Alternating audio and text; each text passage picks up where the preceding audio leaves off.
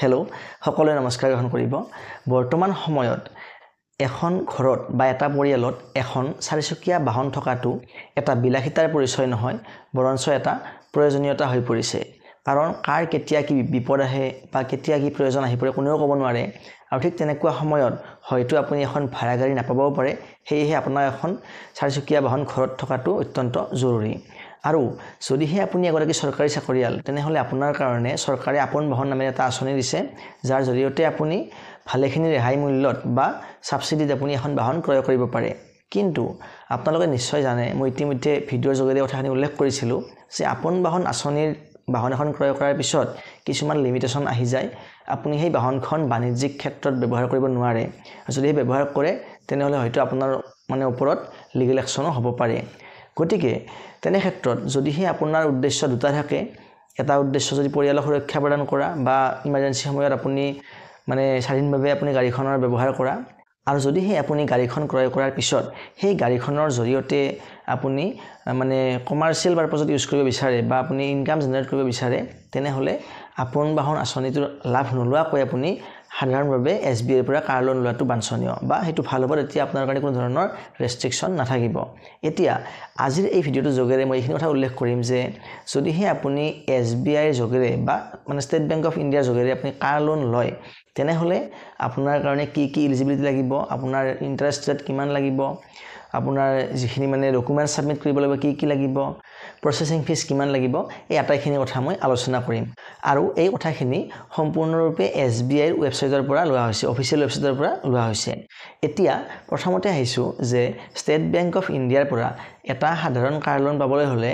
আপোনাৰ এলিজিবিলিটি বা যোগ্যতা কি হ'ব লাগিব এক নম্বৰতে আপোনাৰ যেটো মান্থলি ইনকাম সেই মান্থলি ইনকামটো 25000ৰ ওপৰত হ'ব লাগিব নেট স্যালাৰিটো ইয়াৰলি আপোনাৰ 3 লাখ হ'ব লাগিব যদিহে কিবা কাৰণত আপোনাৰ ইনকাম 3 লাখতকৈ কম হয় ইয়াৰলি তেনেহলে আপুনি কম্বাইন কৰি লোন ল'ব পাৰে ধৰা হল আপোনাৰ আৰু আপোনাৰ ফাদাৰ বা মাদাৰ বা আপোনাৰ স্পাউস ওয়াইফৰ বা হাজবেণ্ডৰ যদি ইনকাম লগ হৈ যদি 3 লাখ ক্ৰছ কৰে তেনেহলে দুয়োটা একাউন্ট জয়েন কৰি আপুনি লোন এপ্লাই কৰিব পাৰে তেতিয়া হলে আপোনাৰ কাৰণে লোনটো পোৱাত সুবিধা হ'ব দুই নম্বৰ এলিজিবিলিটিটো হল আপোনাৰ বয়স হ'ব লাগিব 21 ৰ পৰা 65 ৰ ভিতৰত 21 ৰ পৰা 65 বছৰ বয়সৰ ভিতৰত বয়সটো হ'ব লাগিব তাতকৈ কম হলে বা বেছি হলে লোন পোৱাত অসুবিধা আছে বা লোন নাপাব পাৰে নেক্সট ইম্পৰ্টেন্ট পইণ্টটো হল যদিহে আপুনি চাকৰি কৰে তেনেহলে আপোনাৰ চাকৰি কাল এবছৰ সম্পূৰ্ণ হ'ব লাগিব এবছৰ নোহোৱাকৈ আপোনাক লোন প্ৰদান নকৰে আৰু যদিহে আপুনি ব্যৱসায় কৰে তেনেহলে আপোনাৰ ব্যৱসায়ৰ যেটো সময় হেতু 2 বছৰ পাৰ হ'ব লাগিব আৰু 2 বছৰৰ যেটো টাৰ্নওভাৰ ব্যৱসায়ৰ হেতু আপুনি বেংকত সাবমিট কৰিব লাগিব ইয়াৰ উপৰিও আপোনাৰ যেটো সিবিল স্কোৰ মই ইতিমধ্যে আগৰ ভিডিঅত এই সন্দৰ্ভত উল্লেখ কৰিছিলোঁ সেই সিবিল স্কোৰটো অতি কমেও 650 টকাটো বাঞ্ছনীয় তাতকৈ কম হলে আপুনি বেংকৰ পৰা কাৰ লোন নাপাব 650ৰ ওপৰতহে কাৰ লোন পোৱা যাব এতিয়া আহিছো ইন্টাৰেষ্ট ৰেট কিমান লাগিব এই ইন্টাৰেষ্ট ৰেটটো আপোনাৰ সিবিল স্কোৰৰ ওপৰত নিৰ্ভৰ কৰে যদিহে আপুনি আগতে কোনো ধৰণৰ লোন লোৱা নাছিল তেনেহলে আপোনাৰ সিবিল স্কোৰটো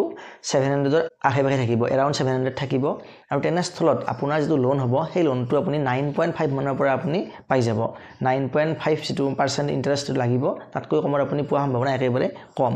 কিন্তু যদিহে আপোনাৰ সিবিল স্কোৰটো 780 প্লাস বা 800ৰ আশে-পাশে আছে বা 800 প্লাস তেনেহলে আপুনি 9% ৰ পৰা লোন পাই যাব কিন্তু যোৱা বছৰ হেতু 8.65 ৰ পৰা লোন পোৱা আছিল কিন্তু এতিয়া ৰিসেন্ট আপডেট অনুসৰি 9% হৈছে এটো কিন্তু যেহেতু recently reserve bank of India repo ৰেটটো হ্ৰাস কৰিছে গতিকে হয়তো কিবা কাৰণত অলপমান ইন্টাৰেষ্ট ৰেটটো কমিব পাৰে কিন্তু বৰ্তমানলৈকে SBI হেতু নিজৰ অফিচিয়েল ৱেবছাইটত আপডেট কৰা নাই এতিয়া যদিহে আপোনাৰ সিবিল স্কোৰ হয় 650 বা 60ৰ তলত তেনে ক্ষেত্ৰত কিন্তু আপোনাৰ যেটো ইন্টাৰেষ্ট ৰেট লাগিব সেই ইন্টাৰেষ্ট ৰেটটো 10 প্লাস হৈ যাব পাৰে 10+15 পৰ্যন্ত হ'ব পাৰে গতিকে এটা কাৰ লোন লোৱাৰ আগতে আপুনি নিজৰ সিবিল স্কোৰটো অলপমান উন্নত কৰি লোৱাটো ভাল আৰু সিবিল স্কোৰ আপুনি নিজে বিনামূলীয়াকৈ চাব পাৰে তাৰ এটা উপায় আছে তাত কোনো ধৰণৰ ফিজ দিব নালাগে আৰু সেই স্কোৰটো আপুনি উন্নত কৰাৰ উপায় আছে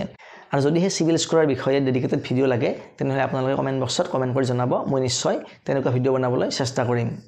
নেক্সট পইণ্টটো হল যে আপুনি কি ডকুমেন্টস বেংকত সাবমিট কৰিব লাগিব এই লোনটো পোৱাৰ ক্ষেত্ৰত যদিহে আপুনি গভৰ্ণমেণ্ট ছাৰ্ভিচ হোল্ডাৰ হয় তেনেহ'লে আপোনাৰ যিখন ছাৰ্ভিচ আই কাৰ্ড আছে সেইখনেৰে হৈ যাব কিন্তু যদিহে আপুনি ছাৰ্ভিচ হোল্ডাৰ নহয় বিজনেছমেন হয় তেনেহ'লে আপোনাৰ আইডি প্ৰুফ হিচাপত আপুনি আপোনাৰ আধাৰ কাৰ্ডখন বা আপুনি পান কাৰ্ডখনো ছাবমিট কৰিব পাৰে নেক্সট আহিলে আপোনাৰ এড্ৰেছ প্ৰুফৰ কাৰণে আপুনি আপোনাৰ আপডেটেড কাৰেণ্ট যিটো আপোনাৰ ইলেক্ট্ৰিচিটি বিল আছে এমাহ বা দুমাহ আগৰ হ'লে হৈ যাব সেই বিলখন আপুনি ছাবমিট কৰিব লাগিব নাইবা আপুনি টেলিফোনৰ বিলো আপুনি ছাবমিট কৰিব পাৰে য'ত আপোনাৰ এড্ৰেছটো উল্লেখ থাকে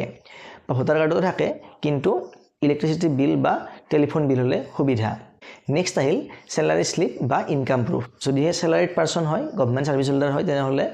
স্যালাৰি স্লিপ দিব পাৰিব যদি প্ৰাইভেট ছাৰ্ভিচ হোল্ডাৰ হয় স্যালাৰি স্লিপ দিব পাৰিব নহ'লে যদি বিজনেছমেন হয় তেনেহ'লে ইনকাম প্ৰুফ দিব লাগিব মানে বিজনেছৰ টাৰ্নঅভাৰ যিমানখিনি হয় পাৰ ইয়াৰ সেইটো শ্ব' কৰিব লাগিব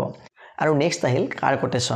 কাৰ কোটেশ্যনখন আপোনাক ডিলাৰে প্ৰভাইড কৰিব যেতিয়া আপুনি ডিলাৰত যাব আৰু পছন্দৰ বাহনখন মানে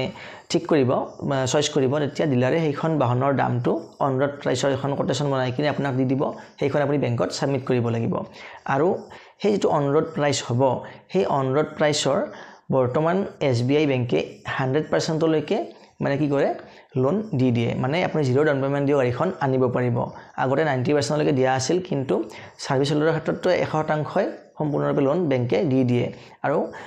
আপুনি সেফ সাইড ল'ব পাৰে যে 90% টো আপুনি কমসে কম পাবই যদি 10 লাখৰ লোন হয় 9 লাখ তো পাবই কিন্তু 10 লাখ পোৱাৰ সম্পূৰ্ণ সম্ভাৱনা আছে সেইটো আপোনাৰ সিভিল স্কোৰৰ ওপৰতো কিছু পৰিমাণে নিৰ্ভৰ কৰিব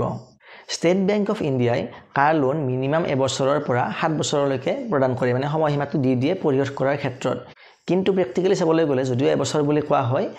বেংকে নিজেই 2 বছৰৰ আগত পৰিশোধ কৰিব নোৱাৰে বুলি কৈ দিয়ে কিন্তু একচুয়ালি নিয়মটো কিন্তু এবছৰ বুলি উল্লেখ থাকে আৰু যিয়ে নহওক কিয় প্ৰ্যাকটিক্যালি চাবলৈ গ'লে 2 বছৰ বা 3 বছৰৰ পৰা আপুনি 7 বছৰৰ ভিতৰত লোনটো সম্পূৰ্ণৰূপে পৰিশোধ কৰি দিব পাৰে ষ্টেট বেংক অফ ইণ্ডিয়াত এটা সুবিধা আছে যে যদিহে ধৰা হল আপুনি লোনটো লৈছিল 6 বছৰৰ কাৰণে বা 7 বছৰৰ কাৰণে বা 5 বছৰৰ কাৰণে কিন্তু আপোনাৰ হাতত পিছত টকা আহি গ'ল আৰু আপুনি লোনটো সোনকালে পৰিশোধ কৰিব বিচাৰিলে তেনে ক্ষেত্ৰত ষ্টেট বেংক অফ ইণ্ডিয়াই আপোনাৰ পৰা কোনো ধৰণৰ প্ৰি পেমেণ্ট পেনাল্টি নলয় বা লোনটো আগতে পৰিশোধ কৰাৰ কাৰণে কোনো ধৰণৰ চাৰ্জ নলয় একেবাৰে ফ্ৰী গতিকে আপুনি যেতিয়া ইচ্ছা হয় তেতিয়া আপুনি লোনটো পৰিশোধ কৰি দিব পাৰিব নেক্সট পইণ্টটো হ'ল আপোনাৰ প্ৰসেসিং ফি আৰু GST কিমান লাগিব যদিহে লোনটো 5 লাখৰ তলত হয় তেনেহ'লে আপোনাৰ প্ৰসেসিং ফি হ'ব 750 লগত থাকিব GST আৰু যদিহে আপোনাৰ লোনটো হয় 5 পৰা 10 লাখৰ ভিতৰত তেনেহ'লে আপোনাৰ প্ৰসেসিং ফি হ'ব 1250 টকা প্লাস GST আৰু যদিহে আপোনাৰ লোনটো 10 লাখতকৈ বেছি হয় তেনেহ'লে আপোনাৰ প্ৰসেসিং ফি হ'ব 1500 টকা প্লাস GST আৰু এটা গুৰুত্বপূৰ্ণ কথা হ'ল যেতিয়া আপুনি ষ্টেট বেংক অফ ইণ্ডিয়াৰ পৰা কাৰ লোন ল'ব তেতিয়া সেই কাৰ লোনৰ EMI টো আপোনাৰ মুঠ স্যালাৰিৰ 28% বা তাতকৈ কম হ'ব লাগিব তাতকৈ বেছি হ'ব নোৱাৰে ধৰা হল আপোনাৰ স্যালাৰি যদি হয় 1 লাখ টকা তেনেহ'লে আপোনাৰ গাড়ীৰ EMI আহিব লাগিব মান্থলি 80000 টকা বা তাতকৈ কম তাতকৈ ওপৰত SBI এ এপ্ৰুভ নকৰে গতিকে এইটো এটা গুৰুত্বপূৰ্ণ কথা গতিকে SBI কাৰ লোন সন্দৰ্ভত আজিলৈ ভিডিঅ'টো এইখিনিয়ে পৰৱৰ্তী ভিডিঅ'ত পুনৰ লগ পাম ধন্যবাদ